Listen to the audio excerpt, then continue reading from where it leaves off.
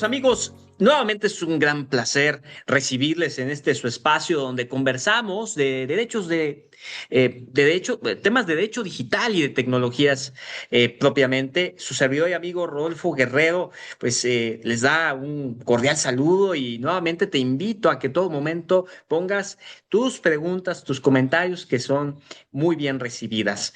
Como es por tradición, tenemos un gran invitado que nos dará sus apreciaciones, nos invitará a hacer reflexiones bastante importantes sobre un tema que me atrevería a decir es uno de los temas que más han generado deliberaciones en los últimos meses. Me refiero a esta relación entre la inteligencia artificial y la propiedad intelectual. Es por eso que hoy estaremos abordando el estado actual del derecho de autor con la IA, en opinión y en apreciación de un gran invitado que es mi querido Sebastián Sánchez Polanco.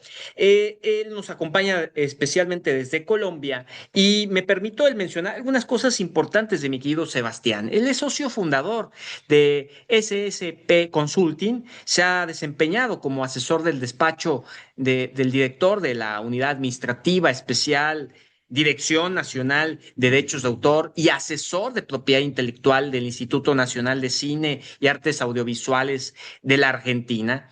Es abogado de la universidad, por la Universidad El Bosque de Bogotá, candidato a magíster en propiedad intelectual en la Universidad Austral de Argentina, y bien ha realizado estudios de posgrado como la actualización del derecho de autor y derechos conexos, teoría, práctica y jurisprudencia en la Universidad de Buenos Aires, y además ha cursado en la Academia de la OMPI el copyright de Harvard X, así como distintos cursos de esa misma academia. ¿Y quién mejor para tratar este tema que mi querido Sebastián? Bienvenido, querido Sebastián, y si me lo permite además, voy a aperturar esta conversación con una pregunta ciertamente provocadora. A propósito de todo esto que vamos a estar hablando de intangibles, derechos de autor y de IA. A ver, en diciembre del año 2025, cualquier persona puede escribir en 3 segundos óleo de Frida Kahlo con el estilo de Basquiat y obtener de esa manera una imagen que se vende en NFTs por $50,000.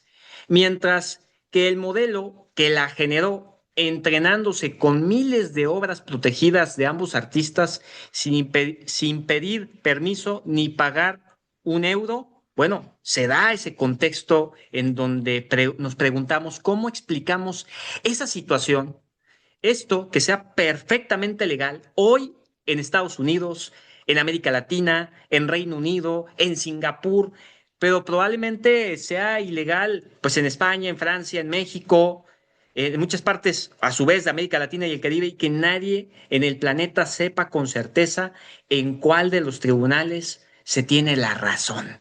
Bueno, ciertamente un contexto y una pregunta provocadora, mi querido Sebastián, para abrir un ameno diálogo contigo. Bienvenido de nueva cuenta y gracias por estar aquí. Rodolfo, hola, ¿cómo estás? Qué rico volver a charlar contigo. Un saludo desde Bogotá. Aquí están haciendo unos deliciosos 20 grados de temperatura. Y como siempre, un placer charlar contigo y con toda la gente que te sigue, que no es poca. Además, te felicito por tu reciente premio por la paz en Jalisco, más que merecido. Y desde aquí de Colombia nos alegramos mucho y te mandamos mucha felicitación. Pues mira que acabas de hacer una pregunta bastante amplia y me permite decir algo que a mis estudiantes en la universidad donde trabajo, cuando empezamos a ver temas de inteligencia artificial, yo les digo, aquí en Colombia en este momento es la 1:35 de la tarde y yo arranco la clase diciendo, miren, lo que yo les acabo de decir en 5 minutos va a estar totalmente desactualizado. ¿Por qué? Porque la inteligencia artificial, como tú muy bien lo introducías, va muy rápido, va más rápido incluso que las mismas redes del Internet, va más rápido, aprende mucho más rápido que nosotros los seres humanos. Entonces pensemos por un segundo en el ejemplo que ponías de los creadores y es a una persona, a un creador normal, a un ser humano natural, ¿cuánto le tarda poder perfeccionar una técnica? ¿Cuánto le tarda poder estudiar una técnica? ¿Cuánto le tarda estudiar la obra, por ejemplo, aquí en Colombia de Obregón, o la vida de Frida Kahlo, o la obra y vida de Gabriel García Márquez? Mucho tiempo. ¿Mm? estos sistemas basados en inteligencia artificial lo hacen en un chasquido de dedos, ¿m?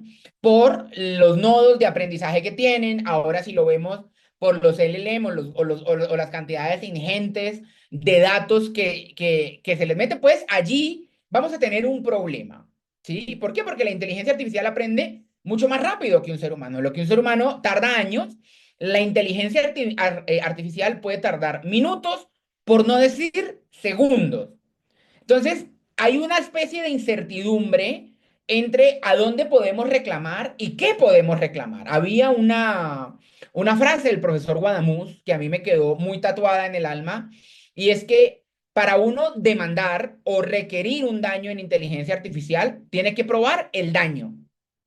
Tiene usted para probar el daño que entrar a la base de datos, que no es poca, de esa inteligencia artificial para ver cómo fue entrenada y qué fue lo que usó. Porque además te pongo, digamos, te redoblo la apuesta. ¿Qué pasaría si el dueño de la inteligencia artificial prueba que no usó las obras de Frida Kahlo, que usó las críticas que escribieron los críticos, valga la redundancia, sobre Frida Kahlo? Es decir, no está infringiendo a los titulares de la obra de ella, está infringiendo los titulares de terceras obras porque se basó en críticas, en opiniones, en fotos, en esbozos de la vida y obra de Frida, como lo estamos diciendo, ¿no? Tú mencionas algo muy importante y que anoche en el cierre del semestre en la universidad lo charlábamos con el profesor Lucas Lettinen, y es: la inteligencia artificial está haciendo es que se democratice el oficio de crear. Ahora cualquiera puede ser creador. En clase hacemos un ejercicio con los estudiantes de componer entre todos una letra de una canción, ¿sí? Y somos todos abogados sin ningún tipo de eje creativo, y lo hacemos medianamente decente con la ayuda de la inteligencia artificial. Eso viene a democratizar, pero también hay un problema de fondo, y es: ¿qué pasa con las obras que se usan en los artificial? Hoy el mundo cabalga hacia una limitación y excepción de minería de datos para que se pueda usar. Yo no creo que esa sea la solución. Yo no creo que allí tengamos que ver, porque ¿por qué tendremos que siempre pensar en limitar un derecho para que se pueda hacer algo? ¿Por qué no empezamos en un nuevo derecho? ¿Por qué no pensamos en cómo acomodar el derecho para que se puedan usar las obras de manera legítima, de manera legal, y que los titulares de los derechos puedan recibir una compensación justa y equitativa por sus obras? Y para cerrar esta primera intervención, hace muy poco, no me acuerdo la fecha, pero fue hace muy poco, un tribunal en Múnich enfrentó a GEMA, que es una sociedad de gestión colectiva, versus OpenAI, y le dio la razón a Gema, diciendo que lo que hace OpenAI para alimentar y para sacar outputs con su inteligencia artificial, ChatGPT, son usos de reproducción y comunicación pública de las obras. Es decir, en específico, la sociedad de gestión colectiva gana y dice que tiene que obtener una licencia sombrilla, para poder usar las obras gestionadas por esta sociedad y poder usar de manera legítima la inteligencia artificial. Totalmente. Y en ese hilo y en esa lógica, querido Sebastián, también hace mucho sentido cuestionarnos lo siguiente. ¿Sigue teniendo lógica que en este 2025, por ejemplo, el 98% de las imágenes que alimentan a Midjourney, a Stable Diffusion, XL y a Grok Image hayan sido raspadas de Internet sin consentimiento ni remuneración, mientras que los tribunales de Nueva York, de Londres y de Pekín siguen diciendo que eso es fair use o uso legítimo? Bien, ahí acabas tú de diferenciar los dos sistemas de derecho de autor que se tienen dentro de nuestro sistema. El fair use o usos justos, allí los jueces tienen que pensar si eso que hicieron fue un uso legítimo, un uso justo, y si se enmarca dentro de lo que en la teoría del precedente que manejan los tribunales de Estados Unidos, pues se enmarca. Entonces ellos revisan la jurisprudencia y ven si más o menos les cuadra. en nuestro sistema continental europeo, nosotros tenemos una batería de limitaciones y excepciones que le permite a las personas usuarias ver si lo que están haciendo es legítimo o no, amparado en una limitación y excepción. Vamos a poner un ejemplo básico, básico y sencillo. Tú tienes escritas océanos de tinta sobre informática, derechos digitales, propiedad intelectual y demás, y yo estoy haciendo un artículo. La ley de Colombia me dice que yo puedo citar mencionando la autoría del tercero. Entonces yo puedo poner alguna frase y le pongo Guerrero Rodolfo 2025, el nombre del libro, pongo la cita, bien, como tiene que ser. Eso está enmarcado dentro de mi limitación y excepción de la cita, una frase, un párrafo, 3 líneas, está muy bien. Yo no podría agarrar un capítulo del libro de Rodolfo, pegarlo en mi artículo, poner todo, 8 páginas en cursiva y comillas, pues ahí ya me estoy extralimitando, ahí ya estoy haciendo un uso infractor. ¿Yo qué creo? Yo creo que hay una verdad cierta y es que la inteligencia artificial no se alimenta de obras. Es imposible. Se alimenta de datos, ¿verdad? Entonces, allí tenemos un proceso transformativo. Para yo, como dueño de la inteligencia artificial, poder alimentar una máquina con obras, tengo que volver esa obra dato. Y eso estamos en el marco del derecho patrimonial de transformación. Porque la obra es un libro, es una imagen, es un texto, es una melodía, pero tengo que hacer un proceso de ingeniería, que saben los ingenieros, para que eso se vuelva un dato, para que la inteligencia artificial pueda entender ese micropíxel, ese dato que le estoy dando y pueda entender cómo pintaba Obregón, cómo pintaba Rembrandt, cómo era la vida y obra de Frida Kahlo, cómo era el realismo mágico de Gabriel García Márquez. Él no lee Cien años de soledad. Entonces, pensémoslo mucho más profundo.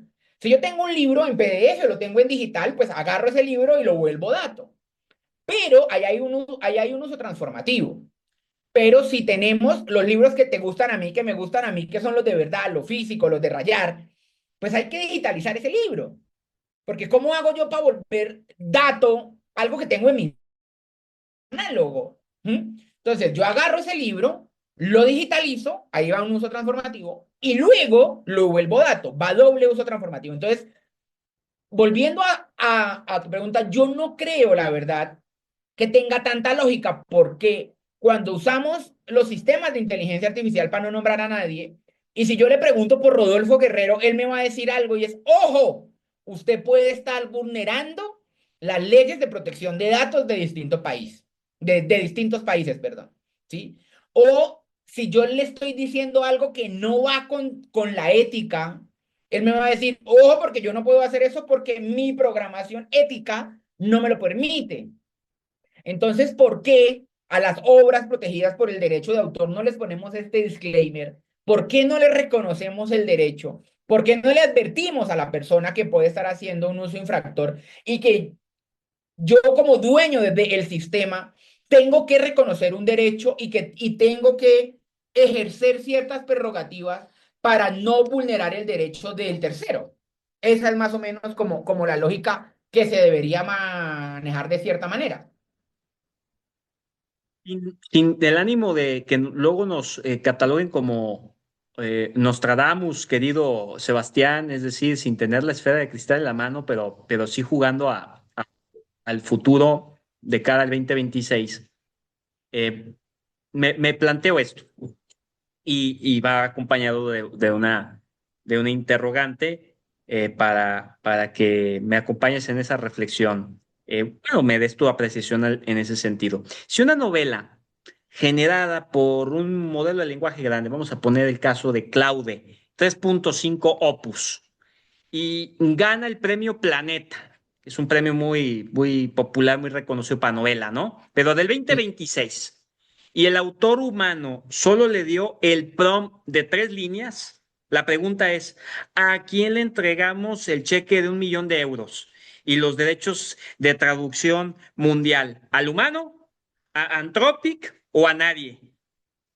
Uf, Gran pregunta. Gran pregunta porque tenemos que, yo creo que antes de preguntar a quién le damos el dinero, hay que preguntarnos si eso que presentaron al concurso es una obra. La Dirección Nacional de Derecho de Autor de Colombia en diferentes resoluciones ha expresado que el simple prompteo, que las simples instrucciones a un sistema de inteligencia artificial no reemplaza la creatividad humana ni la intervención humana.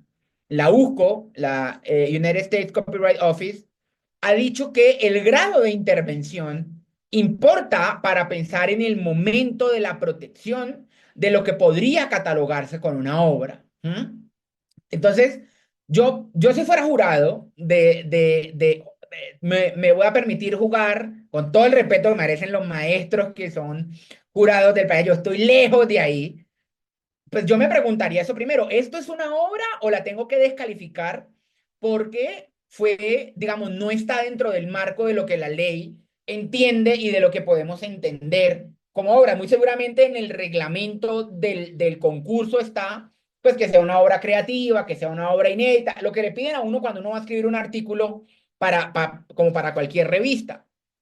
Yo creería que no, digamos, lo podemos admitir si podremos hablar de un producto, de algo sintético, de un material aprovechable por inteligencia artificial, pero como una obra, no, porque carece de creatividad. Entonces, tenemos a los países de la decisión andina 351, Colombia, Perú, Ecuador y Bolivia, donde la decisión andina es muy clara y dice, maestro, no, aquí son obras las creadas por los seres humanos y ya hay pronunciamientos como los de la Dirección Nacional de Derecho de Autor de Colombia que dice, mire, que usted prontee, por muy bonito que le quede el pronteo, pues eso no lo reemplaza. Hay unas resoluciones del Indecopi de Perú y hay unas resoluciones del Senadi de Ecuador donde dice, mire, es que la creatividad nace del cerebro del ser humano cuando hace un proceso creativo, ¿sí? Digamos, y eso es lo que nos hace humanos. Entonces, ¿a quién le damos el premio? Pues al siguiente que se lo gane porque tendríamos que descalificar el producto presentado por no cumplir con los requisitos de obra y de repente podremos pensar que ese posible autor de lo que está presentando pues tiene una cierta ventaja con sus otros competidores, por lo que hablábamos en la primera pregunta. Pues los otros competidores tardaron, no sé, 2 años, un año, haciendo una novela, estructurando unos personajes, desarrollando unos argumentos para poder concursar. El otro le dio un prompteo a una inteligencia artificial, de repente lo curó y ya se fue, y lo hizo en un mes. Entonces también ese esfuerzo creativo humano tendría que ser valorado en ese momento. Yo creería que le tienen que dar el cheque a los abogados que asesoran a los tribunales. Pues sí, menudo desafío, sobre todo, sí, ciertamente en eso que mencionas vamos a decir, la labor artesanal, ¿no? Maravillosa de estar teniendo pues el lápiz, tus ideas, argumentos, o vamos a decir, tu computadora, tu iPad, en confeccionar personajes, escenarios, etcétera nos hace también a ponerlo en comparativa con lo que te da un modelo de lenguaje grande y ciertamente a ese tipo de planos, a ese tipo de contextos, les podríamos decir que les quita el alma, ¿no? O sea, Ujú. porque se puede apreciar también teniendo a colación lo que es hoy ver producciones de Hollywood que quieren incorporar más IA y menos factor humano, por poner nada más un ejemplo dentro de la industria creativa. Ayer Lucas ponía un ejemplo que me voy a permitir replicar. Yo no lo sabía. La serie más vista, esto es, comillas, Lucas Lettinen, 2 de diciembre del 2025 en el cierre de nuestras clases. La serie más viral o la primera serie viral de Netflix fue House of Cards. ¿Y cuál fue el éxito de House of Cards? Las primeras temporadas, la primera y la segunda, las escribió un guionista humano. Para hacer la tercera y las que siguen, usaron un modelo de inteligencia artificial que permitía pensar cuáles eran los capítulos más vistos o donde la gente más se enganchaba. Y ahí el autor humano aprovechó la inteligencia artificial para crear la tercera temporada, la cuarta y las que siguieron, y de eso depende el éxito de House of Cards. Yo creo, en este ejemplo que puso Luca, y es que yo tengo una invitación a los creativos y es a usar la inteligencia artificial como una herramienta, ¿sí? ¿Y qué es lo que nos va a hacer, Rodolfo, que no nos reemplace la inteligencia artificial? Y es el pensamiento crítico, es esa curación que uno le hace a la inteligencia artificial.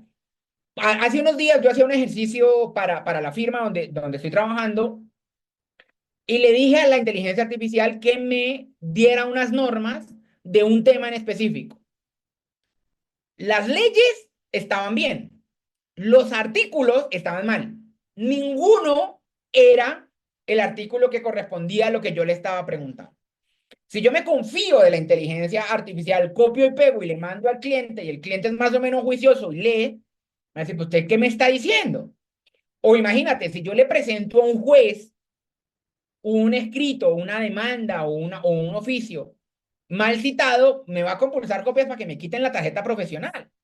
Además, si se comprueba que usé inteligencia artificial. Entonces, hay que empezar a pensar de manera crítica, a pensar de manera razonable, a no tenerle miedo a los sistemas de inteligencia artificial como herramienta que nos permiten en nuestro día a día mejorar nuestro sistema. Los ejemplos más básicos.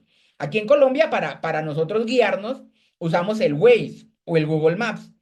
Son inteligencias artificiales de asistencia que te dicen, mire, no agarre por allá, agarre por el otro lado porque hay menos tráfico, ¿sí? O Siri, que uno le dice, Siri, reprodúceme tal canción, o Siri, llama a Rodolfo.